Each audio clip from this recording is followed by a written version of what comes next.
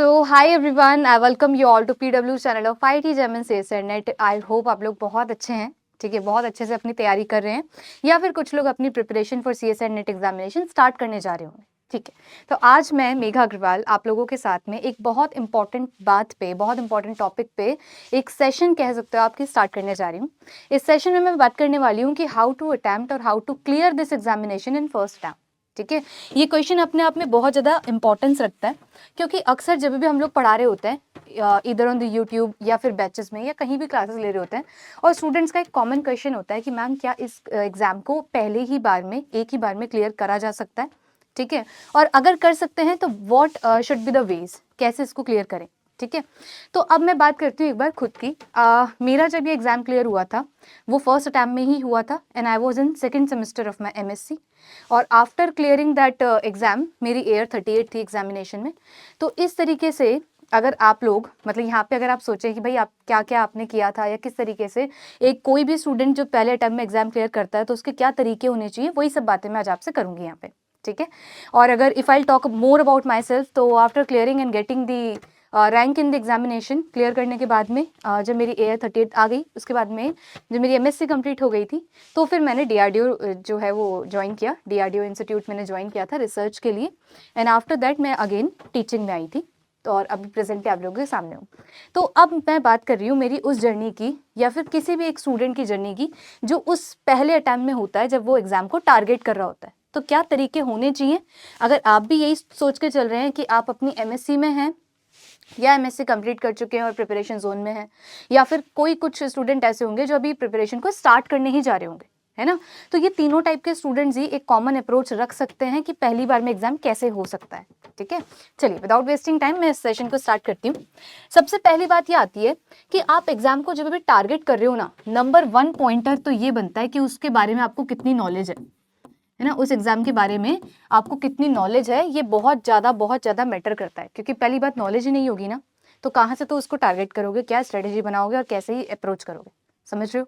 तो सबसे पहली बात ये बनती है कि एग्जाम के बारे में आपको जानकारी होनी चाहिए कि एग्जाम किस तरीके से फ्रेम्ड है, कैसे क्वेश्चन आते हैं। पता है तो बहुत बढ़िया बात है, नहीं पता है तो प्लीज़ इस चीज़ पे अभी हम देखेंगे कि भाई क्या एग्जाम का पैटर्न रहता है, एग्जाम किस तरीके से आता है हमारे सामने, ठीक है। कैसे हम उसमें नेगेटिव मार्किंग कितनी की है, या कौन से पोर्शंस हैं, कितने क्वेश्चंस आते हैं, कितने मार्क्स आते हैं, सबसे पहली जानकारी ये बनती है अपनी। सेकंड पॉइंटर ये आता है, फर्स्ट हो गया अबाउट द एग्जाम, आपको नॉलेज होनी चाहिए। सेकंड पॉइंट आता है कि जब भी आप अपनी प्रिपरेशन स्टार्ट करने जा रहे हैं ना, तो एक काम करिएगा कि उसका सिलेबस डाउनलोड कर लेना। सबसे इंपॉर्टेंट पॉइंट ये होता है कि आपके पास में एक सिलेबस हो, है ना, एक ओरिएंटेड तरीके से आप अपनी जर्नी स्टार्ट करें, जिसमें आपको ये पता हो कि फिजिकल से या इनऑर्गेनिक से या ऑर्गेनिक से ये पोर्शंस हैं जो आपके सिलेबस में मेंशन है कि आपको ऐसे जाना है, इन चैप्टर्स पे आपको पढ़ना है। अब उनमें से किसको इंपॉर्टेंस देनी है, किसको नहीं, ये तो आपके टीचर मेंटोर ही बता सकते हैं। That I guide you in this session 2, कि मैं यहाँ पे वो भी बात करूंगी, ठीक है। आगे बात सुनना, देखो इसके बाद तीसरी बात आती है कि आपकी जर्नी शुरू हो जाती है। जैसे आपने सिलेबस वगैरह डाउनलोड किया, आपकी जर्नी बिगिन हो जाती है। अब इस जर्नी में अलग अलग तरीके हो सकते हैं।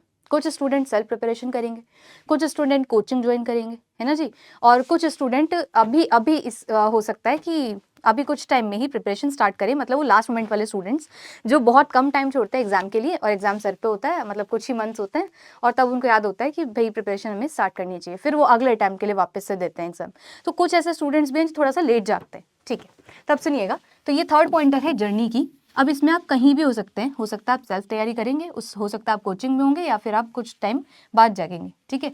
और फोर्थ पॉइंटर होता है लास्ट एग्जाम मोमेंट, जिसमें आपके पास में कुछ ना कुछ स्ट्रेटेजी या कुछ ना कुछ पॉइंटर होने चाहिए जिसकी तरीके से आप एग्जाम को क्रैक कर सकें। तो ये सारे ही वो पॉइंट्स हैं जिनमें मैं आपके आज के इस सेशन में हेल्प करने वाली हूँ, ठीक है। तो know more about the exam, इसमें मैं कह सकती हूँ पहला पॉइंट तो यही है कि आपको एग्जाम के बारे में थोड़ा सा जानकारी ज़्यादा रखनी चाहिए। चलिए स्टार्ट करते हैं। सबसे पहली बात, अगर मैं बात करूं एग्जाम पैटर्न की, है ना, जो कि कॉमन फीचर है एकदम, कोई भी स्टूडेंट टारगेट करेगा, चाहे सेल्फ तैयारी से, सेल्फ प्रिपरेशन से, कोचिंग से, या फिर बाद में जागेगा, वॉटएवर, तीनों में ही सबसे पहली बात तो होगी कि आपने अपना एग्जाम को जाना, एग्जाम है क्या, पैटर्न क्या है। सबसे पहली बात, 3 आपके पास में पार्ट आने वाले हैं, part A, part B, part C. ये आपको पहले ही पता होना चाहिए, जब से भी आप बिगिन कर रहे हो, अपनी तैयारी को स्टार्ट कर रहे हो, from day 1 you should know this कि भाई ऐसे ऐसे मेरा एग्जाम आएगा, तो उसी अकॉर्डिंग मैं तैयार करूँ। Part A, part B, part C. बात करती हूँ टोटल क्वेश्चंस। पार्ट ए में आपका जनरल एप्टीट्यूड रहता है ना, जिसको अटैम्प्ट करना वैसे तो कुछ मैंडेटरी नहीं होता कि आपको सारे क्वेश्चंस अटैम्प्ट करने ही करने हैं। जैसे if I talk about my self, मैंने क्या किया था, तो मेरा पहला ही अटैम्प्ट था, है ना, उसमें मुझे पता तो था कि भाई 3 मेरे पास पोर्शन आएंगे, पार्ट ए आएगा, पार्ट बी आएगा, पार्ट सी आएगा। बट हुआ ये था कि पूरे टाइम जितने मंथ मैंने तैयारी करी, मैंने केमिस्ट्री पे ही फोकस करा, है ना। केमिस्ट्री ही हम लोग जनरली केमिस्ट्री वाले स्टूडेंट, मैं उन्हीं की बात कर रही हूँ। तो केमिस्ट्री वाले स्टूडेंट क्या करते हैं, या कोई भी स्टूडेंट जो भी तैयारी कर रहे हैं अपनी अपनी स्ट्रीम से, वो अपने सब्जेक्ट पे ही पूरे टाइम पढ़ते रहते हैं, है ना। मैं आपको सारी बातें बताऊंगी कैसे कैसे चलता है, सुना देते हैं। तो most of the time, most क्या, बिल्कुल आप मान लो कि 90% तो मैंने क्या पढ़ा, केमिस्ट्री ही पढ़ा। तो I was preparing myself for part B and part C, जिसमें केमिस्ट्री आने वाली है। आगे सुनिएगा। पार्ट ए में आता था जनरल एप्टीट्यूड। टोटल क्वेश्चंस की बात करूं तो 20 आपके पास क्वेश्चंस आते हैं, यहाँ से 40 आते हैं, यहाँ से 60 आते हैं। कुछ स्टूडेंट्स को ऑलरेडी पता है। आगे सुनिए। टू बी अटैम्प्ट में है कि भाई कितने क्वेश्चंस अटैम्प्ट अलाउड होते हैं, तो मैंने कहा 20 में से 15 अलाउड होते हैं, 40 में से 35 अलाउड होते हैं, और 60 में से 25 क्वेश्चंस आपको अलाउड होते हैं जो आपको करने होते हैं। ठीक है, कि इतने इतने क्वेश्चंस, ये वो क्वेश्चंस है जो आपको अलाउड है कि आप इतने क्वेश्चंस को आपको करना रहता है। आगे सुनिएगा। अब अगर मैं मार्क्स की बात करूं, अगर आप 20 में से 15 क्वेश्चंस आपको करने ही करने हैं, ये वो कैटेगरी है जो आपको करनी ही है। 15 क्वेश्चंस में से 2 मार्क्स आपको यहाँ से मिलते हैं, तो इन टोटल बना 30 मार्क्स। ये भी 2 मार्क्स का आता है आपका सेक्शन भी, तो बना 70 मार्क्स। यहाँ से आपके 4 मार्क्स का ईच क्वेश्चन आता है, तो बना 100 मार्क्स। इन टोटल आ गया आपका 200 मार्क्स। ठीक है, आगे समझना। अब जो आपकी यहाँ से नेगेटिव मार्किंग रहती है, वो रहती है 1/4। ठीक है, नेगेटिव मार्किंग रहती है आपकी 1/4 रहता है नेगेटिव मार्किंग। अब सुनिएगा, 1/4 का मतलब है कि पार्ट ए में से आपकी नेगेटिव मार्किंग चलती है 0.5 की। ठीक है, यहाँ से भी नेगेटिव मार्किंग चलती है आपकी 0.5 की। ठीक है, क्योंकि आप कर लीजिए, जब 2 मार्क्स करेक्ट पे मिल रहे हैं तो 1/4 का मतलब है आधा मार्क्स जाएगा, और यहाँ से जब 4 मार्क्स का ईच क्वेश्चन आ रहा है तो नेगेटिव मार्किंग बनती है 1 मार्क की। ठीक है, इस तरीके से नेगेटिव मार्किंग का पैटर्न रहता है। अब कोई स्टूडेंट चाहे जनरल एप्टीट्यूड को कर ले, चाहे सेक्शन बी को कर ले, मार्क्स तो वैसे ही आने हैं, मतलब 2 मार्क्स का ईच क्वेश्चन आना है। हाँ, क्वेश्चन का फर्क यहाँ आएगा कि वहाँ पे आपको सिर्फ कितने क्वेश्चन 15 ही अलाउड होंगे, तो यहाँ पे आपको 35 अलाउड होंगे, दैट्स ओके।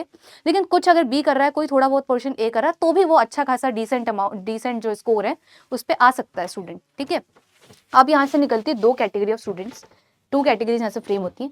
एक वो कैटेगरी ऑफ स्टूडेंट्स आते हैं जिन्होंने पूरे टाइम केमिस्ट्री पढ़ी थी, सेक्शन ए देख भी नहीं पाते, जिस कैटेगरी में मैं थी। मतलब जब मैंने ये अटैम्प्ट दिया था अपना पहला, तो उसमें मेरे को टाइम ही नहीं मिला। मतलब मैंने इस तरीके से एग्जाम दिया था कि मैं सिर्फ केमिस्ट्री पे ही फोकस कर पाई थी, सेक्शन बी पे और सेक्शन सी पे। सेक्शन ए के लिए मेरे पास में टाइम ही नहीं बचा था, तो मैंने वो कम्प्लीटली छोड़ दिया था। ठीक है, और जब स्टूडेंट्स कुछ ऐसे वाले होते हैं जो कुछ अदर एग्जाम्स के लिए भी फोकस करते हैं, जैसे गेट में भी एप्टीट्यूड आता है, तो कुछ स्टूडेंट्स की एप्टीट्यूड पोर्शन अच्छा होता है, राइट। तो वो अच्छा खासा टाइम 10 मिनट भी, है ना, मिनिमम भी बोल रही हूँ कि अगर आप 10 मिनट भी निकाल पाओ तो सेक्शन ए पे भी अगर आप कर पा रहे हो, पार्ट ए पे भी, तो यहाँ से भी अच्छा खासा स्कोर आप ले लोगे। तो मैं दोनों पॉसिबिलिटी पे आपसे अभी डिस्कशन करती हूँ। ठीक है, अब हम आगे चलते हैं, सुनना देखो एक बार। तो इन टोटल आपके पास स्कोर बनता है 200 मार्क्स। ठीक है, हाँ जी, तो इन टोटल भी आपके पास में स्कोर बनता है 200 मार्क्स। लेकिन इस 200 मार्क्स तो आपका ये जा रहा है टोटल मार्क्स, राइट। अब 200 की 200 तो कोई भी स्टूडेंट, इवन टॉप 10 JRF में जो स्टूडेंट आता है ना, वो भी आपके 200 मार्क्स में से 200 नहीं ला पाता। जो एट मैक्स आपकी कट ऑफ जाती है, वो एक्चुअली 120 मार्क्स तक ही जाती है। जो आपकी एट मैक्स कट ऑफ जाएगी, जो मार्क्स जाएंगे, वो आपके पास में 120, ये मैं बात कर रही हूँ फॉर अनरिजर्व कैटेगरी, जो जनरल कैटेगरी होती है, मैं उसकी बात कर रही हूँ, है ना। बाकी सारी कैटेगरीज तो आ ही जाएंगी फिर भी इसमें। तो बाकी आपके पास में जो मैक्सिमम मार्क्स जाएंगे, जिससे आपकी कट ऑफ डिसाइड होती है, या आप टॉप 10 JRF में आते हैं, उसके लिए मैं कहूँगी आपके पास में 120 मार्क्स आते हैं। ठीक है, जहाँ पे आप ये कह सकते हो कि इतनी आपकी कट ऑफ जाती है। ठीक है, तो आप ऑन एन एवरेज ये लगा सकते हैं कि आपके पास में 120 मार्क्स जो हैं, इतनी आपकी कट ऑफ यहाँ तक जाती है ना। 120 130 तक आप एक बहुत अच्छा स्कोर समझ सकते हैं कि आपकी काफ़ी अच्छा स्कोर 120 130 मार्क्स माना जाता है, जिसमें टॉप 10 JRF तक आते हैं। ठीक है, जो हम अपना पुराना जो क्वेश्चन पेपर्स हैं, अगर उनको एनालिसिस में लेंगे तो आप इतना आइडिया आपको मिल जाएगा कि 120 130 और मैक्स, एट मैक्स मैंने बोला 140 मार्क्स, ये आपके मैक्सिमम जाते हैं, जिनमें से टॉप 10 JRF डिसाइड होता है। अब सुनना आप आगे। इसके लिए कट ऑफ में, जहाँ मैंने कट ऑफ का नाम लिया है, तो यहाँ पे जो आपको ये क्लिप दिख रही है, यहाँ पे जो आपको फोटो अटैच दिख रही है, ये एक्चुअली आपकी कट ऑफ की है। हो सकता है आपको क्लियर ना दिखे, तो आपको पूरा क्लियरली ये देखना भी नहीं है। एक्चुअली यहाँ से मुझे आपको थोड़ा सा आइडिया देना है। ठीक है, सुनिएगा। ये जो आपके पास में कट ऑफ की एक डेटा है, ये December 22, से जून 23 का डेटा है। ये जो डेटा है ये आपका लास्ट टाइम दिसंबर 22 और जो आपका जून 23 मर्ज हुए थे एग्जाम, ये उसकी कट ऑफ है। यहाँ पे अनरिजर्व की बात करती हूँ केमिकल साइंसेज में, तो अनरिजर्व की 53.75 आपकी जो है परसेंट गई थी, ठीक है, कट ऑफ गई थी आपकी फॉर द JRF। और यहाँ पे अगर बात करूँ LS की, तो अनरिजर्व कैटेगरी में आपका गया था 48.35, जिसका मतलब आप 200 से निकालते हैं, 200 आपके टोटल मार्क्स हुए, उनसे अगर आप ये मार्क्स निकालेंगे तो परसेंट है, परसेंट से मार्क्स निकालेंगे तो आपको मिलेगा 107.5 फॉर अनरिजर्व JRF कैटेगरी, जो ये था। और इसके लिए करस्पॉन्डिंग आप अगर यहाँ पे मार्क्स निकालेंगे तो वो निकल के आएंगे LS के लिए अनरिजर्व कैटेगरी के मार्क्स 96.7 मार्क्स। ये आपके कौन से मार्क्स आए हैं? ये आपके LS के मार्क्स आए फॉर अनरिजर्व कैटेगरी। बाकी सब कैटेगरी का थोड़ा थोड़ा इससे कम ही आएगा, तो ये हम एट मैक्स समझ सकते हैं, ठीक है। तो मैंने कहा आपका जून 23 जो अभी साइकिल मर्ज हुई थी दिसंबर के साथ में, उसमें मतलब लास्ट वाला ही है ये, तो इसमें 107.5 मार्क्स गए थे आपके JRF के। अब कभी कट ऑफ नीचे थोड़ी जाती है, कभी कट ऑफ थोड़ी हाई जाती है, इसलिए आप मैक्सिमम ये आइडिया लगा सकते हो यहाँ से कि 120 से लेकर 130 मार्क्स अगर आप सिक्योर कर रहे हैं ना, तो आप एक काफ़ी अच्छे स्कोर में हैं और आप काफ़ी अच्छी यहाँ से एक्सपेक्टेशन रख सकते हैं, है ना। एक जनरल कैटेगरी का, अनरिजर्व कैटेगरी का जो स्टूडेंट है, अगर वो JRF को एक्सपेक्ट कर रहे हैं तो वो 120-130 मार्क्स तक आराम से अप्रोच रख सकते हैं, ठीक है, कि आपका JRF एक अच्छी सिक्योर एक्सपेक्टेशन में आ रहा है, ठीक है। चलिए आगे बढ़ती हूँ मैं। तो ये तो थोड़ा सा आइडिया था विद एग्जाम्पल, ये आइडिया था आपके कट ऑफ का। अब मैं आगे बढ़ती हूँ, देखिएगा इसके बाद में यहाँ पे मैंने ना एक एग्जाम्पल लिया है, क्योंकि अक्सर ऐसे हवा में बात करने से और एक बेटर एग्जाम्पल देने से चीज़ें क्लियर होती हैं। सुनिएगा, तो यहाँ पे मैंने एक एग्जाम्पल लिया है, देखिएगा स्क्रीन पर। ये एक एग्जाम्पल इस तरीके से है कि अगर मैं तीनों कैटेगरी में part A, part B, part C, तीनों कैटेगरी मैंने ली और उसमें पॉसिबल क्वेश्चंस देखे कि एक स्टूडेंट ऑन एन एवरेज कितने क्वेश्चंस अटैम्प्ट करके आ सकता है, या एक केस ले लो आप कि एक स्टूडेंट इतने क्वेश्चंस अटैम्प्ट करके आया है, ठीक है। अब देखिएगा, मैंने लिया part A, part B and part C। अब आप ऐसे समझ के चलो, इसको एक बार छोड़ते हैं। मैंने कहा अपनी जो केमिस्ट्री आ रही है वो पार्ट C और पार्ट B और पार्ट C से आ रही है। यहाँ पे आपके पास में 35 क्वेश्चन अलाउड है, वेरएज यहाँ पे आपके पास में 60 में से 25 क्वेश्चन अलाउड है। एकदम सही है, आगे सुनिए। अब लेट सपोज कोई स्टूडेंट 35 में से ना सिर्फ 28 क्वेश्चन कर पाया। कितने क्वेश्चंस कर पाया? 35 में से लेट सपोज कोई स्टूडेंट सिर्फ 28 क्वेश्चंस ही अटेम्प्ट कर पाया, है ना। और जिसमें से भी जो उसने पूरे अटेम्प्ट करे हैं, एक तो पूरे कर नहीं पाया 35 के 35, 28 ही करके आया, और 28 में से भी लेट सपोज कि 18 क्वेश्चन उसके करेक्ट हुए, 10 क्वेश्चन उसने गड़बड़ कर दी, गलत कर दी, ठीक है। अब ये जो कैटेगरी बनी, इसमें से मार्क्स का हम देखते हैं इवैल्यूएशन के कितने आएंगे। मैंने बोला 18 के आपको, जो आप 18 क्वेश्चन करेक्ट करके आए हैं, उन क्वेश्चंस के 18 × 2 मार्क्स मिल गए, 2 मार्क्स मिलते हैं फॉर ईच करेक्ट, तो 18 × 2 36 मार्क्स आपके करेक्ट बन गए, ठीक है। अब एक जो आपके 10 आपने इनकरेक्ट करे, उसके 0.5 मार्क्स नेगेटिव मार्किंग होगी, तो 0.5 करते 5 मार्क्स ये आ गए, जो कि माइनस होने वाले हैं। मैंने कहा 36 में से 5 माइनस करे तो 31 मार्क्स आपके सेक्शन B से आपने सिक्योर कर लिए। सही है ये बात? आगे सुनना, जहाँ पे एट मैक्स 35 × 2 करते तो 70 मार्क्स आते हैं, उसमें से आपने 31 मार्क्स ही लेके आए हैं और नेगेटिव और करवाया है, ठीक है। अब बात करते हैं पार्ट C की। 25 क्वेश्चन आपको अलाउड होते हैं। अब लेट सपोज 25 क्वेश्चंस में से कोई स्टूडेंट 23 ही करेक्ट कर पाया और 2 क्वेश्चंस उसने इनकरेक्ट कर दिए। अब आपके पास जब 60 क्वेश्चंस की कैटेगरी आएगी ना, तो उस 60 क्वेश्चंस में से आप सोचो आपको 25 ही करने होंगे, 35 आपको लीव करने, ठीक है। तो यहाँ पे सबसे पहली अप्रोच ये बोलती है कि जैसे ही आप क्वेश्चन पेपर देखते हैं, तो आपका जो स्कोरिंग पोर्शन है ना, वो सेक्शन C है, जहाँ से आपके सोचो ना आपके 25 के 25 क्वेश्चन लेट सपोज कोई स्टूडेंट सही करके आ जाता है, तो 25 × 4 होते, क्योंकि 4 मार्क्स का ईच हो रहा है, 100 मार्क्स तो यहीं डिसाइड हो गए, है कि नहीं। अब जो भी वो कुछ एक्स्ट्रा काम करेगा, सेक्शन B पे भी जाएगा, थोड़ा सपोज A पे भी जाएगा, तो जो भी मार्क्स वो लेके आएगा वो बोनस ही है, क्योंकि 100 मार्क्स तो यहीं आ गए। अब 30 मार्क्स भी ऊपर लाता तो JRF हो गया। इसलिए एक इस पॉइंट ऑफ व्यू से अगर एक स्टूडेंट को एग्जाम टारगेट करना है ना, तो उसके लिए सबसे ज़्यादा स्कोरिंग सेक्शन बनता है C वाला, कि आप सीधे C पे जाओ, पार्ट C पे जाओ, सेक्शन C पे जाओ और उसको अटेम्प्ट करना सबसे पहले शुरू करो। अब इसमें एक बात आती है, जैसे आपको 3 घंटे मिलते हैं एग्जाम के लिए, उन 3 आवर्स में से आप अपना पोर्शन डिसाइड कर सकते हो कि मैं कंप्लीटली, और ये बहुत पर्टिकुलर, ये मैं खुद की अप्रोच बता रही हूँ, आपकी अपनी हो सकती है, इसमें ऑफेंड मत होना, आप अपनी अप्रोच लेके जाइएगा, ठीक है। तो बात सुनना, मैंने कहा मेरी अप्रोच ये कहती है कि आपको 1 घंटा एटलीस्ट सेक्शन C को देना चाहिए, ठीक है। अब लेट सपोज आपने 1 घंटा दिया, इस 1 घंटे में स्टार्टिंग के 5 मिनट आप इसलिए दो कि आप 60 क्वेश्चंस में से 25 को सिलेक्ट आउट कर सको, कि ये 25 वो क्वेश्चंस हैं जिनको मैं देखने वाला हूँ और बाकी क्वेश्चंस पे मैं टाइम वेस्ट नहीं करूँगा, क्योंकि हर स्टूडेंट को अपने अकॉर्डिंग ये पता होता है कि उसने कौन से चैप्टर्स किए हैं, कौन से चैप्टर उसने लीव किए हैं, है ना। जैसे सपोज एक स्टूडेंट अभी अटेम्प्ट देगा अगला और वो कोई भी चैप्टर ले लो कि इलेक्ट्रोकेमिस्ट्री पढ़ के नहीं गया है, ठीक है, और उसको पता है इलेक्ट्रो में नहीं पढ़ के गया, तो वो क्वेश्चन मैं देखूं भी ना, ताकि मेरा टाइम भी ना वेस्ट हो। इसलिए इन दोज 5 मिनट्स आपको सबसे पहले क्या करना है, सेलेक्ट आउट करने हैं कि ये वो क्वेश्चंस हैं जिन पे मैं अपना टाइम लगाने वाला हूँ या लगाने वाली हूँ, ठीक है।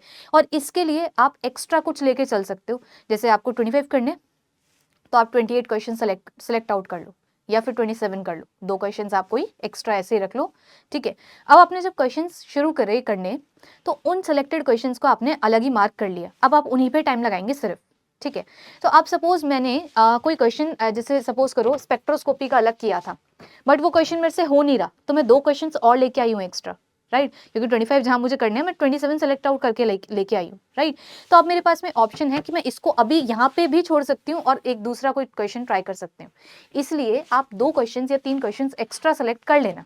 ये एक बात हुई, आगे सुनिएगा। तो लेट सपोज 25 क्वेश्चन जहाँ अलाउड थे, एक स्टूडेंट ने 23 क्वेश्चन ही करेक्ट करे हैं, ठीक है। अब इतना ही आपके पास चांस होता है कि आप इनकरेक्ट करके चलें, है ना, क्योंकि नेगेटिव मार्किंग आप मिनिमम से मिनिमम करें, गलतियां कम से कम हो, क्योंकि उसके मार्क्स आपको भरपाई करनी पड़ेगी, उसकी नेगेटिव मार्किंग होगी उस चीज़ की।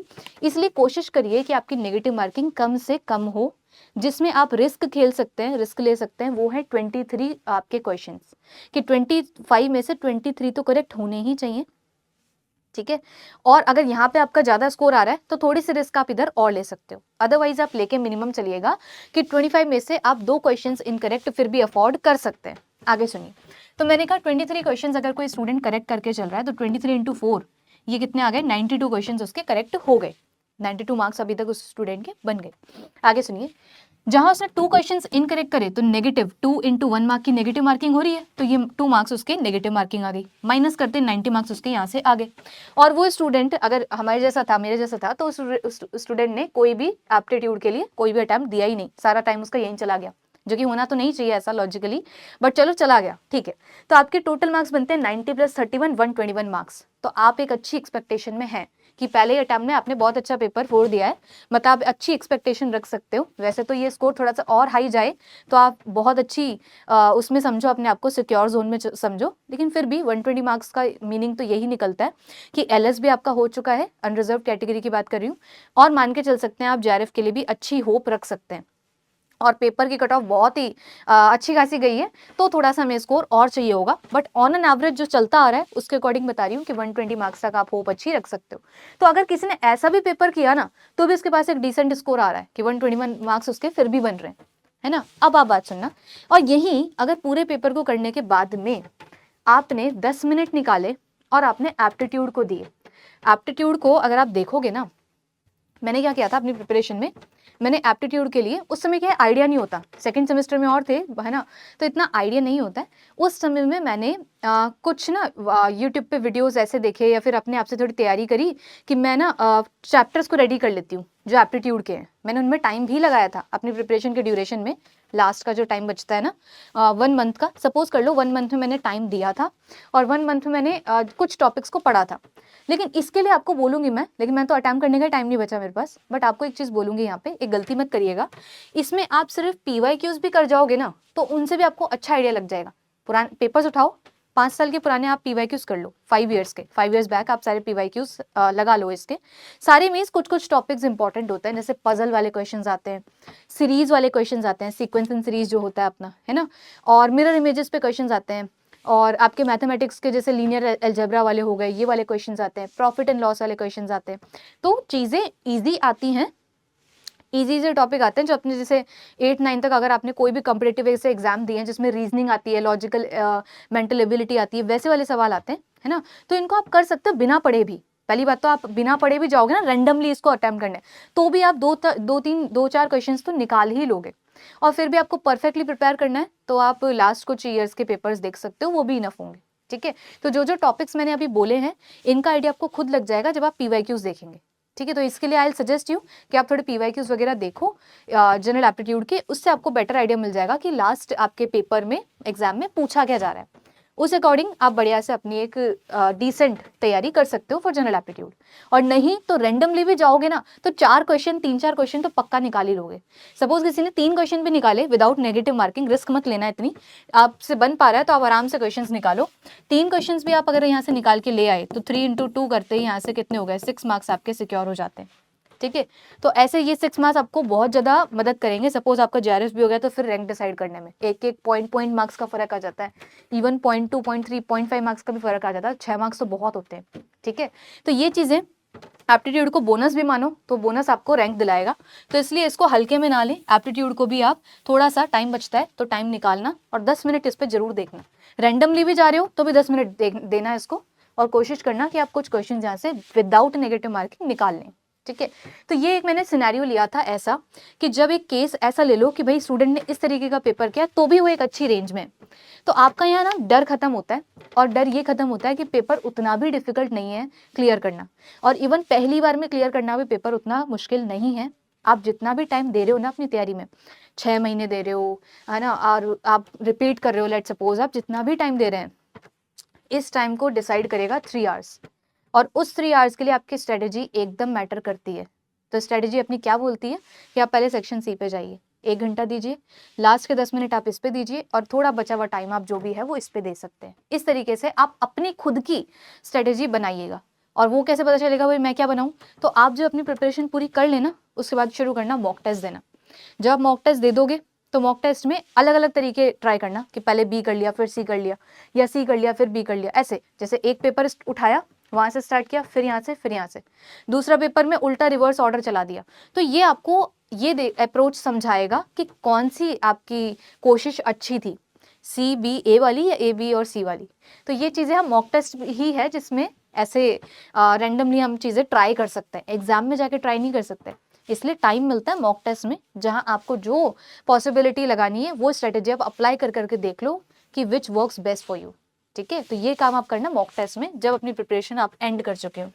चलिए जी आगे, अब जरा चर्चा करते हैं सिलेबस की। तो यहाँ पे मैंने बात करी है इनऑर्गेनिक की, ऑर्गेनिक की और फिजिकल की, तीनों टॉपिक्स मैंने लिए हैं। सारे के सारे टॉपिक्स आपके सिलेबस अकॉर्डिंग मैंने लिस्ट आउट कर लिए हैं। अब मेरी बात सुनना, जितने भी टॉपिक आपको सिलेबस में मिलते हैं, सबसे पहला काम मैंने आपको यही बताया कि आप अपना सिलेबस अपना डाउनलोड कर लें और अपने पास रखें और मैच करते चलें क्या क्या आपके सिलेबस में मेंशन है। लिस्ट आपकी इस तरीके से आती है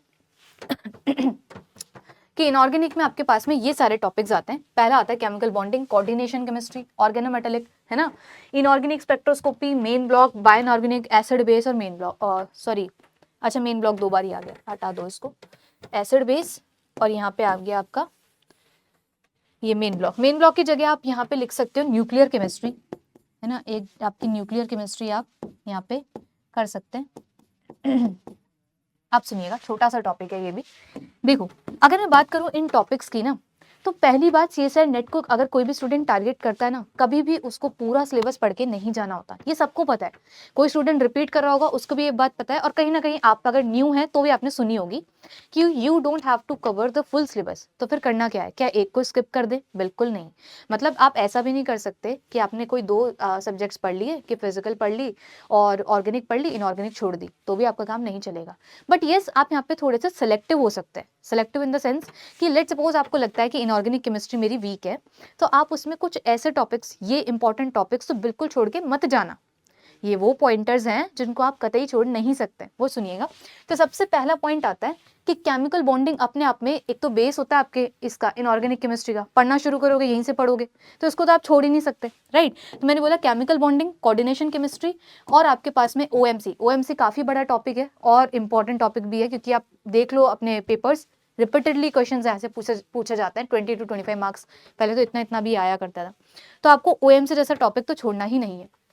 ये वो 3 कैटेगरी मैंने यहाँ पे आपको बताई जिनको आपको बिल्कुल नहीं छोड़ना है, जो करके ही जाना है, ठीक है। इसके बाद में मेन ब्लॉक की क्या है, मेन ब्लॉक की दिक्कत ये होती है कि इसमें से ना क्या आ जाए पता नहीं है ना। मेन ब्लॉक थोड़ा वास्ट हो जाता है अपने आप में टॉपिक, क्योंकि इसका हमें नहीं पता एग्जैक्टली कि भाई इसमें क्या क्या पूछ सकते हैं, पॉसिबिलिटी ऑफ क्वेश्चंस बहुत ज़्यादा होता है। तो अगर कोई स्टूडेंट छोड़ना चाहे तो इसे छोड़ सकता है। बायोइनऑर्गेनिक से क्वेश्चन आते हैं, बिल्कुल आते हैं, अच्छे क्वेश्चंस आते हैं, और अभी कुछ टाइम लास्ट टाइम से पेपर्स में जो टॉपिक जो क्वेश्चंस बायोइनऑर्गेनिक से आ रहे हैं वो थोड़े डिफरेंट टाइप के भी आ रहे हैं। तो बायो इनऑर्गेनिक भी अच्छा टॉपिक है और छोटा टॉपिक है, इसको तो आप बिल्कुल मत छोड़ना। ये थे आपके मेजर टॉपिक्स और थोड़े टाइम टेकिंग भी, और ये वाले हैं आपके जो थोड़े माइनर टॉपिक्स हैं, ये कह लो जिनमें टाइम आपको कम लगेगा बट इनको स्कोर अच्छा है, कर सकते हो। बायो इनऑर्गेनिक छोटा टॉपिक है, आपको कर लेना चाहिए। मेन ग्रुप आप चाहो तो छोड़ सकते हो क्योंकि ये अनप्रिडिक्टेड है। इनऑर्गेनिक स्पेक्ट्रोस्कोपी अगर मैं बोलूँ तो ये आप अगर कर पा रहे हैं तो कर सकते हैं, छोड़ना चाहें तो छोड़ भी सकते हैं। ठीक है, आगे सुनिएगा। एसिड बेस केमिस्ट्री, इससे अक्सर आपको सवाल कम मिलेंगे। आप मान लो कि 6 to 8 मार्क्स लगा लो, क्वेश्चन कभी कभी आ जाता है। आपके पास समय है और इनऑर्गेनिक ठीक ठीक लगती है तो आप एसिड बेस कर सकते हैं, वरना छोड़ सकते हैं। छोटे टॉपिक हैं तीनों। न्यूक्लियर केमिस्ट्री का पोर्शन आपको फिजिकल केमिस्ट्री में भी मिलता है ना, चाहो तो। और हाँ, फिजिकल केमिस्ट्री में जब ये आता है तो आपको कर ही लेना चाहिए, छोटा सा ही टॉपिक है। तो ये वो लास्ट के 3 टॉपिक्स हैं जो बिल्कुल छोटे छोटे हैं, जिनको आपको कर ही लेना चाहिए। छोड़ क्या सकते हो, इनऑर्गेनिक स्पेक्ट्रोस्कोपी चाहो, चॉइस है तो छोड़ सकते हो। मेन ग्रुप तो आपको छोड़ ही देना चाहिए मेरे अकॉर्डिंग। ठीक है, बाकी आपका अपना व्यू हो सकता है। चलिए आगे बढ़ती हूँ मैं। इसके बाद में बात करती हूँ ऑर्गेनिक केमिस्ट्री की। ऑर्गेनिक केमिस्ट्री में आपका डर बहुत ज़्यादा होता है क्योंकि ऑर्गेनिक भी ना थोड़ी सी अनप्रिडिक्टेड होती है और कनेक्टेड होती है। ऑर्गेनिक स्पेक्ट्रोस्कोपी की दिक्कत ऑर्गेनिक केमिस्ट्री की एक्चुअली दिक्कत ये होती है क्योंकि यहाँ पे ना चीज़ें कनेक्टेड आती हैं। कनेक्टेड कैसे कि लेट सपोज कोई स्टूडेंट ना पेरीसाइक्लिक पढ़ रहा है, पेरीसाइक्लिक टॉपिक इंडिविजुअल लगता है कि पेरी का टॉपिक है, अच्छा है, हम कर लेंगे, छोटा मतलब अपने आप में कोर केमिस्ट्री का, कोर ऑर्गेनिक का टॉपिक नहीं है, हो सकता है। ठीक है, अगर आप पेरी पढ़ेंगे तो पेरी में कोई क्वेश्चन आपका कनेक्ट हो जाएगा नेम रिएक्शन से, और इसमें एक चीज मिसिंग है, वो है रिएजेंट्स।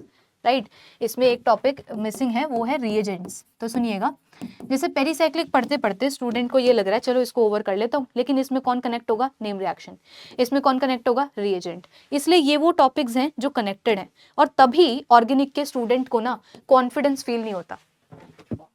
अब यहाँ पे भी आप ऑफेंड नहीं हो सकता है आपकी ऑर्गेनिक अच्छी होगी, बट मैं एक जनरल सिनेरियो लेके चल रही हूँ जहाँ पे स्टूडेंट को ऑर्गेनिक पढ़ने के बाद भी कॉन्फिडेंस फील नहीं होता, और उसका रीजन ये बनता है क्योंकि यहाँ पे क्वेश्चन कनेक्टेड आते हैं। आप यहाँ जैसे एक फिजिकल का चैप्टर आप पढ़ते हो, आपने पढ़ा काइनेटिक्स, ठीक है, चैप्टर पढ़ा, पीवाईक्यूज करे, हो गया, कॉन्फिडेंस फील हो गया पीवाईक्यूज करते, ये फीलिंग आ गई कि चलो भाई जो पढ़ा है सारे क्वेश्चंस हो पा रहे हैं तो बहुत बढ़िया है, चैप्टर हो गया। ये फीलिंग आपको ऑर्गेनिक में नहीं आ सकती क्योंकि ऑर्गेनिक में आपने पेरी भी पढ़ लिया तो ये पढ़ना पड़ेगा, ये पढ़ लिया तो कोई और कनेक्ट हो रहा होगा, कहीं स्टीरियो कनेक्ट हो जाएगी, कहीं जीओसी लग जाएगी, तो कहीं इंटरमीडिएट्स लग जाएगा, मतलब everything is connected in organic chemistry. इसलिए कभी कभी स्टूडेंट को यहाँ पे कॉन्फिडेंस फील नहीं होता, लेकिन डिमोटिवेटेड भी यहाँ से फील नहीं करना, क्योंकि कोई टॉपिक आप पढ़ रहे हो ना तो उनको कैसे पढ़ो वो सुनो। यहाँ पे आप 2 कैटेगरी में ये चीजें पढ़ सकते हो। पहले टॉपिक्स वो हैं जो इंडिविजुअल हैं, जिनका कनेक्शन नहीं है, जैसे जीओसी का कनेक्शन नहीं है। अब जीओसी नहीं पढ़ी तो ऑर्गेनिक शुरू नहीं होगी क्योंकि ये तो बेस है। तो जीओसी वो टॉपिक है जो कनेक्टेड नहीं है, जिसको आप पढ़ सकते हो, कॉन्फिडेंस फील हो जाएगा, आपको अच्छा लगेगा कि हाँ पढ़ लिया, समझ में आ गया। स्टीरियो केमिस्ट्री भी इंडिविजुअल टॉपिक है, ये आगे यूज होगा, लेकिन स्टीरियो में कहीं नेम रिएक्शन ऐसे डायरेक्टली नहीं आएगी, आप पढ़ सकते हो उसको इंडिविजुअली। ठीक है, अब दूसरा टॉपिक आता है हेट्रोसाइक्लिक केमिस्ट्री, जो इंडिविजुअल टॉपिक है, ये आप पढ़ सकते हैं, ये लेकिन ये थोड़े से फिर कम स्कोर के भी होते हैं, ये भी समझ से चलना साथ साथ। नेचुरल प्रोडक्ट से सीएसआई नेट पर्टिकुलर की बात कर रही हूँ, सीएसआई नेट में नेचुरल प्रोडक्ट से कभी कभी क्वेश्चंस बहुत ऐसे आते हैं कि समझ ही नहीं आ रहे, है ना, बहुत ज़्यादा ऐसे चीज़ें पूछ ली जाती हैं जिनको कोई आइडिया ही नहीं लगता कि क्या पूछा है, और कभी कभी बहुत इजी भी सवाल आता है। तो जो 2 पोर्शन होते हैं ना कि बेसिक और एडवांस, आप बेसिक वाला पोर्शन जरूर करो। तो नेचुरल प्रोडक्ट में बेसिक पोर्शन आप कतई छोड़ के मत जाना, क्योंकि आराम से वो चीज़ हो जाती है और स्कोर भी बन जाता है। तो नेचुरल प्रोडक्ट, हेट्रोसाइक्लिक ऐसे टॉपिक्स हैं जो पढ़ लेने चाहिए। ठीक है, और यही सिमिलरली जीओसी और स्टीरियो केमिस्ट्री के लिए है। आगे सुनिएगा, अब जो टॉपिक बचे like reaction intermediates, reagent, reaction mechanism, name reaction, ये टॉपिक्स हैं आपके कोर टॉपिक्स। ये टॉपिक्स हैं आपके कोर टॉपिक्स, कौन कौन से, नेम रिएक्शन तक, ये वाला reaction intermediates, reagent, reaction mechanism, name reaction, ये सारे हैं आपके कोर टॉपिक्स जो आप बिल्कुल कनेक्ट होंगे, और इनमें चाहिए होगा आपको मल्टीपल रिवीजन एंड अंडरस्टैंडिंग, कि आपने टॉपिक पढ़ा, आपने टाइम दिया, रिवीजन किया, डेली रिवीजन, और ऐसा रिवीजन कि इसको ओवर किया तो इसको रिवाइज, मतलब जैसे इसको ओवर कर लिया, इस पे आ गए तो पुराना जाके पढ़ना पड़ेगा, आपको रिवाइज करना पड़ेगा बैक टू बैक। इसको खत्म कर लिया, आपको लगे इस पे आ रहे हैं तो आप दोनों रिवाइज करो, पास्ट वाले, ये बहुत जरूरी है, अदरवाइज कॉन्फिडेंस आंसर नहीं आने वाला। ये रिवीजन बनता है, प्रैक्टिस बनती है, जो क्वेश्चंस आपको आपके टीचर करा रहे हैं उनको करिए, पीवाईक्यूज में करिए। जब आपका ये सारा कुछ हो जाए, ये जितने भी हैं, कौन कौन से, ये चारों, ये हो जाए तो इनके मिक्स्ड पीवाईक्यूज करिए, क्योंकि ये चारों यूज होंगे तभी एक क्वेश्चन फ्रेम होगा, ठीक है। और ऑर्गेनिक स्पेक्ट्रोस्कोपी अपना रह गया भाई। ऑर्गेनिक स्पेक्ट्रोस्कोपी भी इंडिविजुअल टॉपिक है जो आपको कर लेना चाहिए, बढ़िया टॉपिक है और बिल्कुल स्कोरिंग टॉपिक है। तो ये जिन पे मैंने येलो टिक किया है ये आपके छोटे टॉपिक्स हैं और ऐसे टॉपिक्स हैं जो ऑर्गेनिक के इंडिविजुअल टॉपिक हैं, जो कोर में नहीं आते, जो कनेक्ट नहीं होते, तो आप आराम से पढ़ सकते हो इनको, है ना। ऑर्गेनिक कोई अपना फील करे लो है तो कोई बात नहीं, आप ये टॉपिक्स तो बिल्कुल कर ही लो। बात बची पेरीसाइक्लिक की, तो पेरीसाइक्लिक में ये भी इंडिविजुअली होता है, लेकिन कहीं कहीं कुछ स्टेप में नेम रिएक्शन आती है, कहीं इंटरमीडिएट, कहीं रिएजेंट आता है। इसलिए अगर आपने ये सब पढ़ा है तो आप फिर पेरीसाइक्लिक को भी लास्ट में पढ़िएगा। पेरी को लास्ट में इसीलिए रखा जाता है क्योंकि पेरी और हेट्रो दो ऐसे टॉपिक्स होते हैं जिनमें ऑर्गेनिक कोर वाली सारी मिक्स होके आ जाती है। जैसे पेरी में आप कोई रिएक्शन का टाइप पढ़ रहे हैं, एंडोसाइक्लिक रिएक्शन या कुछ भी, आप इलेक्ट्रोसाइक्लिक रिएक्शन सॉरी आप पढ़ रहे हो, तो उस इलेक्ट्रोसाइक्लिक जो आपका मैकेनिज्म होता है उसमें आपको चाहिए होगा क्या, इनकी कहीं ना कहीं आपको नेम रिएक्शन या कोई ना कोई कनेक्ट हो रहा होगा। तो पेरी के स्टेप्स में आपको ये चीजें मिलेंगी, इसलिए कोर सारी चीजें पढ़ ली, उसके बाद में आप पेरी पढ़ सकते हैं। और जिन पे टिक किया है ये तो वो टॉपिक्स हैं जो इंडिविजुअल है, आपको कर ही लेने चाहिए, ठीक है। चलिए, ये सीक्वेंस रहता है ऑर्गेनिक पढ़ने का, और इंपॉर्टेंट या माइनर टॉपिक्स मैंने ये भी आपको कैटेगरी समझा दी है। अब मैं आगे बढ़ती हूँ, और ऑर्गेनिक के लिए बस यही टिप रहेगी कि आप मल्टीपल टाइम रिवीजन करें, कभी छोड़े ना ऑर्गेनिक का ऐसे साथ, ठीक है। और फिर लास्ट में पीवाईक्यू जरूर करें जहां मिक्स हो जाती है सारी चीजें, मिक्स होके क्वेश्चन सवाल बनता है, ठीक है। चलिए अब बात करते हैं फिजिकल की। फिजिकल केमिस्ट्री की बात करूं तो ये सारे टॉपिक ऑफ उसमें आते हैं, लिस्ट में आते हैं, है ना, लिस्ट ऑफ टॉपिक्स ये सारे रहेंगे। जहाँ पे क्वांटम केमिस्ट्री दिख रही है, ठीक है, इलेक्ट्रोकेमिस्ट्री दिख रही है, केमिकल काइनेटिक्स दिख रही है, थर्मोडायनेमिक्स, ग्रुप थ्योरी दिख रहा है, physical spectroscopy, solid, surface and polymer और फेज इक्विलिब्रियम। अब एक इंपॉर्टेंट चीज कि जब भी कोई स्टूडेंट प्रिपेयर करता है तो अपने अकॉर्डिंग अपनी तैयारी करो आप, है ना। जैसे सेल्फ प्रिपरेशन वाले स्टूडेंट्स तो अपने अकॉर्डिंग करते ही हैं, जो स्टूडेंट्स कोचिंग भी कर रहे हैं वो स्टूडेंट्स भी अपने अकॉर्डिंग तैयारी करें, अपने आप को जानते हुए कि अगर मेरे को फिजिकल वीक लगता है तो मैं वो टॉपिक्स कर लेती हूँ जो अच्छी वेटेज रखते हैं या जो मेरे से हो जाएंगे। जैसे केमिकल, इसकी बात करूँ थर्मोडायनेमिक्स की, तो थर्मो में दो पोर्शन आते हैं, एक आता है केमिकल वाला, एक आता है स्टैटिस्टिकल वाला। केमिकल वाला पोर्शन आपसे हो जाएगा if your physical chemistry is weak, आप ये कर लोगे। स्टैटिस्टिकल के लिए I can not give you full surety कि आपसे क्वेश्चन हो जाएगा, तो आप इसको कतई छोड़ के ना जाएं, ठीक है। स्टैटिस्टिकल आप छोड़ना चाहे बिल्कुल छोड़ दो, कोई दिक्कत नहीं है ना। अब ये बोलना थोड़ा सा ऑफेंसिव हो सकता है, बट यस इसका टोटल मिला के स्कोर चलता है 15-20 मार्क्स, बिल्कुल चलता है।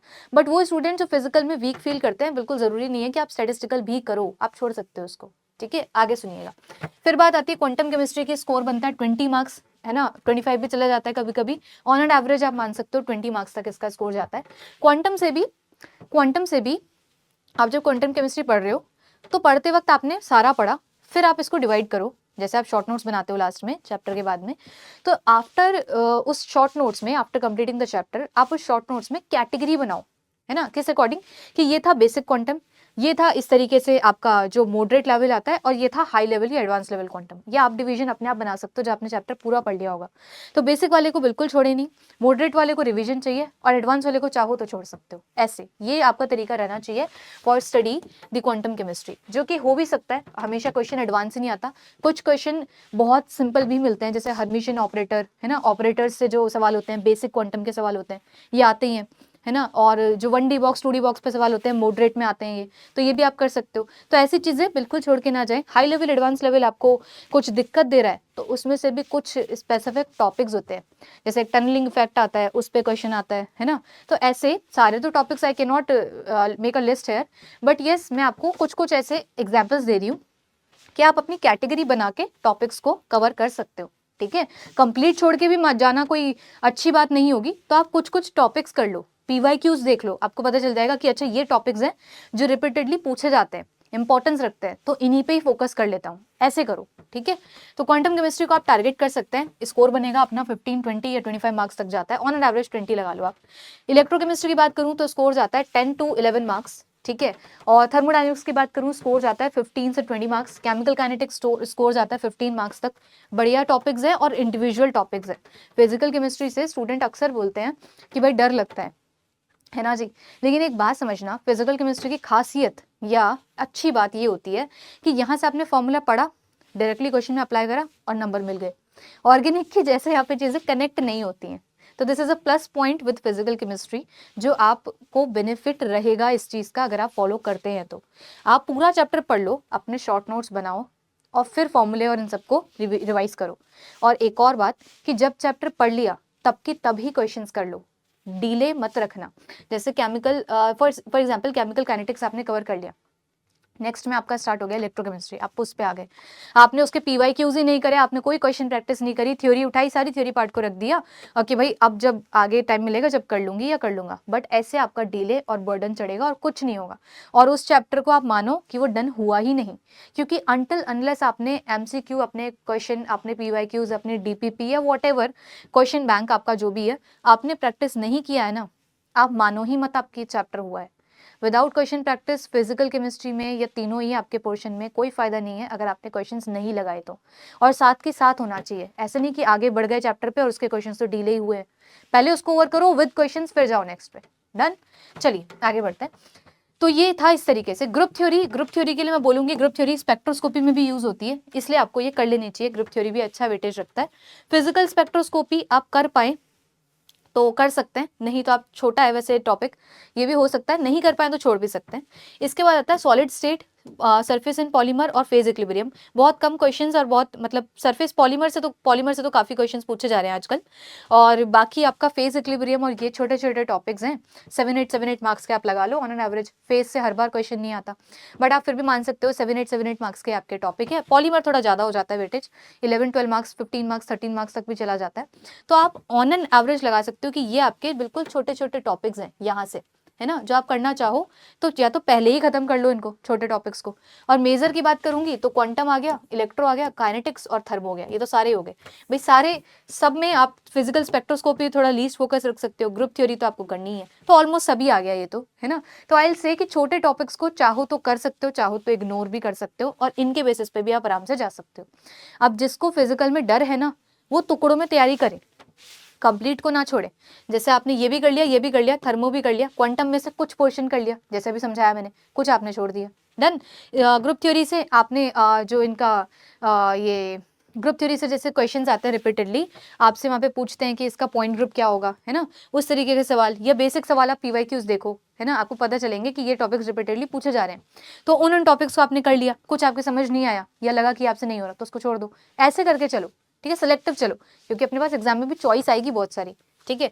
फिजिकल स्पेक्ट्रोस्कोपी से कुछ फॉर्मूले आपने देखे, कुछ तीन इसके पोर्शंस हैं, है ना, कि रमन हो गया आपका, IR हो गया, तो आपको लग रहा है कि भाई इन पोर्शन से बढ़िया मैं कर लेती हूँ न्यूमेरिकल्स, आप प्रैक्टिस करके देखो, बन पा रहा है तो ठीक है, नहीं तो छोड़ दो। ऐसे चॉइस है ना अपने पास में, किसी चैप्टर को स्टार्ट करा है ना तो उसको पहले तो खत्म करना पूरा, ठीक है। जैसे स्पेक्ट्रोस्कोपी में आपको आइडिया लग रहा है, शुरू से ही आपने देखा, स्टार्ट करा कि मेरे से नहीं होगी, छोड़ दो उसको, कोई कंपलसरी नहीं है कि जो आपने छोड़ा उसी से क्वेश्चन आएगा, और आएगा तो ऑप्शंस है ना, क्या डर है, ठीक है। चलिए, तो ये सारा आइडिया था आपका कि भाई कौन कौन से टॉपिक्स हैं जो इंपॉर्टेंस रखते हैं, वो आपको कर लेने चाहिए, और ये भी बता दिया कि भाई सिलेक्टिव चलो। अब इस वीडियो का पूरा कंक्लूजन मैं यहाँ पे कंसाइज करती हूँ कि क्या कंक्लूजन है इस पूरी वीडियो का। तो यहाँ पे मैंने कुछ की पॉइंटर्स लिखे हैं, देखिए एक बार स्क्रीन पर, ये सारे वो की पॉइंट्स हैं, है ना, आपको अच्छे से दिख रहे होंगे, जिनको आप फॉलो करते हुए चलेंगे तो डेफिनेटली आपको अपने एग्जाम के लिए सक्सेस मिल जाएगी। टारगेटेड आप तैयारी करो, सक्सेस डेफिनेटली मिलती है। पहली चीज़ कि ये तो आप समझ लो CSIR नेट का बिल्कुल वो है, हथियार है ये तो, है ना, कि revision on the daily basis, क्योंकि यहाँ का सिलेबस बहुत ज़्यादा लेंदी है, बहुत ज़्यादा कुछ है जो पढ़ना होता है, 100% नहीं पढ़ना होता, बट यस जितना भी पढ़ते हैं 60-70% पे तो जाना ही होता है। इतनी चीज़ें आप पढ़ रहे हो ना, तो आपका रिवीजन बनता है, time to time daily revision, या तो डेली बेसिस पे करो या कुछ कुछ ड्यूरेशन में रिवीजन करते रहो, ठीक है, पहला पॉइंट। दूसरी बात कि पढ़ते वक्त ही इस बात का आपको अच्छा खासा आइडिया होना चाहिए कि आपके पास में प्रिसाइज और कंसाइज नोट्स होने चाहिए, जिनको मैं बोलती हूँ शॉर्ट नोट्स, कि आपने पढ़ा, सेल्फ प्रिपरेशन कर रहे थे या कोचिंग से पढ़ रहे थे, आपने अपना डिटेल नोट्स बनाए, at the end of your journey and at the end of the chapter आप क्या करो, उसके शॉर्ट नोट्स क्रिएट करो। ये आपको बहुत हेल्प करेंगे लास्ट में, जब आपको रिवीजन करना होगा। इतना मोटा चैप्टर का आपका बुक वो कॉपी बन जाती है आपकी, रजिस्टर बन जाता है, OMC जैसे या कोई भी आपके चैप्टर्स हैं, बड़े बड़े चैप्टर्स हैं, बहुत ज़्यादा टाइम लेते हैं, तो उनको शॉर्ट नोट से ही रिविजन उनका किया जा सकता है, शॉर्ट नोट से ही आप रिवाइज कर सकते हो, रजिस्टर से कभी भी नहीं कर पाओगे, बहुत टाइम लगेगा लास्ट में। इसलिए पहले ही तैयारी शुरू करने से पहले इस बात को ध्यान रख लेना कि आपको शॉर्ट नोट्स चाहिए होंगे जो आप ही बनाओगे, किसी के शॉर्ट नोट्स कभी मदद नहीं करेंगे, आपके खुद के बनाए हुए अपने हाथ के अपनी लैंग्वेज के शॉर्ट नोट्स बेहद ज़रूरी है। चलिए आगे बढ़ते हैं। थर्ड पॉइंट आता है प्रैक्टिस क्वेश्चंस डेली, कि आपके पास में जैसे हम कोई कोचिंग लेते हैं तो वहाँ से हमको डेली क्वेश्चंस मिलते हैं, है ना। अगर आप सेल्फ भी प्रिपरेशन कर रहे हैं, आपके पास अपना कंटेंट है या आप कंटेंट आप अपना देख रहे हो, तो बुक्स तो नहीं बोलूँगी क्योंकि बुक्स में आपको टाइम लगेगा बहुत, बट येस आपके पास अपना इस तरीके का कंटेंट होना चाहिए अगर आप सेल्फ प्रिपरेशन जोन में हैं कि आप डेली क्वेश्चन प्रैक्टिस कर सकें। 5 questions 10 questions of a particular topic whichever you are doing, तो उस टॉपिक के आप 5 to 10 क्वेश्चंस मिनिमम डेली लगाओ ताकि आप उस चैप्टर के जोन में रहो, आपको आइडिया रहे कि अच्छा आज ये पढ़ा था इस टॉपिक के 10 क्वेश्चंस। आप कोचिंग करते हैं तो आपको असाइनमेंट या डीपीपी मिलता है, सेल्फ करते हैं तो आप अपना इस तरीके से तैयारी रखिए, ठीक है। और बुक्स के लिए फिलहाल ना जाएं क्योंकि बुक्स को मिनिमम भी मंथ लगते हैं। जैसे आप कोई भी बुक उठाओगे आपको 3 months on an average 6 month लग जाएगा, है ना। आप कोई टॉपिक पढ़ना चाहते हो, जैसे सपोज कर लो थर्मो का एक टॉपिक उठा रही हूँ कि जूल थॉमसन कोफिशिएंट, आपने टॉपिक उठाया, आपको इसके बारे में और पढ़ना है, तो आप फॉर अ पर्टिकुलर टॉपिक तो बुक से पढ़ सकते हो। आप चाहो शुरू से ही मैं तो पढ़ूंगी तो वो टाइम वो समय नहीं है ये, राइट। आप अपना जेआरएफ निकाल लो, नेट क्लियर कर लो, उसके बाद में जब टाइम मिलेगा आपको, फ्री टाइम होगा वो आपका, तब आप अपने इंटरव्यू के लिए बुक से प्रिपेयर कर सकते हैं, but not at this stage, ठीक है। अगली बात, तो ये क्वेश्चन प्रैक्टिस हर उस स्टूडेंट को करनी है, चाहे वो किसी कोचिंग में इन्वॉल्व है, चाहे वो सेल्फ प्रिपरेशन जोन में है। आगे बढ़ते हैं, keep a check on PYQs, ये काफी अच्छी बात है। आप सुनिएगा, अगर सीएसआर नेट को टारगेट कर रहे हैं तो उसके पीवाईक्यूज तो आपके पास में होंगे टॉपिक वाइज, नहीं है तो आपके पास होने चाहिए, और हैं तो बहुत अच्छी बात है। इसके बाद में आप सीएसआर नेट के कर चुके क्वेश्चंस तो आपके पास गेट का भी सोर्स होना चाहिए कि आप गेट के पेपर्स डाउनलोड करो और पीवाईक्यूज भी उसके कलेक्ट रखो कि भाई थर्मो के पीवाईक्यूज आपने यहाँ से कर लिए, काइनेटिक्स के कर लिए, ऐसे मतलब अपने पेपर को देने के बाद में, अपने पीवाईक्यूज करने के बाद में सीएसआर नेट के आप गेट के भी क्वेश्चंस करो, क्योंकि वेरी सून आपको फिर गेट भी देना ही होगा, तो दोनों पे आप टारगेट रखो, ठीक है। अपने पीवाईक्यू सीएसआर नेट करने के बाद में यहाँ वाला स्टूडेंट गेट के भी क्वेश्चंस कर सकता है, ठीक है। आगे बढ़ती हूँ, फिर आता है analyse yourself by mock test. अब ये दो जो पॉइंट है ना, ये दोनों पॉइंट्स, ये लास्ट के पॉइंट है, ये पॉइंट है जर्नी के पॉइंट, पूरे पॉइंट जर्नी के हैं, और ये दो पॉइंट जो हैं ये लास्ट जर्नी की बातें हैं, जब आपके पास में 1 महीना बचता है ना, या मान लो आपके पास में कम टाइम बचता है, 20 डेज बचते हैं, ये तब की बातें हैं। 20 तो नहीं बोलूंगी, पास हो गया बहुत, मान लो आप 1 महीने पे हो और जब आपके पास में 1 मंथ बचता है तब आपने आपको आप एनालाइज करना शुरू कर दो, मॉक टेस्ट देना, 20 डेज पे भी दे सकते हो आप, मॉक टेस्ट देना शुरू करें, अलग अलग स्ट्रेटेजी मॉक टेस्ट में अप्लाई कर करके देखें, और ये देखें कि जैसे हमने डिसाइड किया है कि आप पार्ट सी करेंगे, बी करेंगे या ए करेंगे, या डिवाइड किया आपने समय कि भाई इतना टाइम में इसको दूंगी, क्या आप वो कर पा रहे हो। 60 क्वेश्चंस में से 25 अलग करने हैं, क्या आप कर पा रहे हो, सेलेक्ट भी आप कर पा रहे हो या नहीं अपने टॉपिक्स, पढ़े हुए टॉपिक्स के अकॉर्डिंग, तो ये काम आपको करके देखना है, एनालाइज करना है अपने आप को मॉक टेस्ट से, जो गलतियां हो रही है आपने, जैसे इलेक्ट्रो पढ़ लिया तो फुल्ली कॉन्फिडेंस रखो कि भाई इलेक्ट्रो पढ़ लिया तो इलेक्ट्रो पढ़ लिया, अब इसके क्वेश्चंस मेरे से होने चाहिए क्योंकि पहले आपने सिलेक्टेड पढ़ाई करी, इसलिए तो आप एनालाइज करें अपने आप को मॉक टेस्ट से, और लास्ट में आप क्या करिए, अपने अकॉर्डिंग अपनी ओन स्ट्रेटेजी बनाओ एग्जाम के लिए। विदाउट स्ट्रेटेजी आप रैंडमली एग्जाम में मत जाइएगा, बहुत बड़ा ब्लंडर हो सकता है। आप अपनी तैयारी के लिए तैयारी के अकॉर्डिंग एक स्ट्रेटेजी बना के जाइए, प्लान करके जाइए कि मैं इस तरीके से अपने एग्जाम को जाके टारगेट करूंगी या करूंगा, ठीक है। ये आपको बिल्कुल बेस्ट सूट करेगा। इन पॉइंट्स को, ये पूरा जो आपके सामने आपको पिक्चर दिख रहा है, इस तरीके से आप चलेंगे तो मैं बता सकती हूँ आपको कोई भी नहीं रोक सकता in order to clear your JRF या in order to clear your attempt CSR NET, आपको क्लियर करने से कोई भी नहीं रोक सकता। आपको रेगुलरिटी रखनी होगी और इन सबको फॉलो करना ही करना होगा। लास्ट में बस एक पॉइंट यहाँ पे ऐड करती हूँ कि बस ऐसे मत करना कि भाई फिजिकल कर ली या इनऑर्गेनिक कर ली या ऑर्गेनिक ही कर ली, कोई भी दो के भरोसे आप नहीं जा सकते। जैसे आपको बताती आई हूँ कि भाई आप किसी भी दो पे फोकस मत करो, जैसे इसको और इसको कर लिया तो इसके थोड़े बहुत जो बताए हैं वो कर लो, ऐसे करके आप चलोगे, ठीक है। ये करके आप अगर चलते हैं तो मैं श्योरिटी से कह सकती हूँ कि आप अपना एग्जाम बहुत अच्छे तरीके से क्लियर कर लेंगे। तो इसी के साथ में आई होप मैंने सारे पॉइंट्स यहाँ पे क्लियर कर दिए हैं और सारे पॉइंट्स को इंक्लूड कर लिया है। आपको ये वीडियो अगर अच्छी लगी है तो प्लीज़ यहाँ से पॉइंट्स ग्रैब करना और अपनी प्रिपरेशन में ऐड ऑन करना, ठीक है। और अच्छे से तैयारी करते रहिए, बहुत अच्छी विशेष के साथ में, हम पॉजिटिविटी के साथ में अपनी तैयारी करेंगे, डेफिनेटली अच्छा ही रिजल्ट आएगा। Wishing you all the very best, thank you so much for your patience, have a very nice day.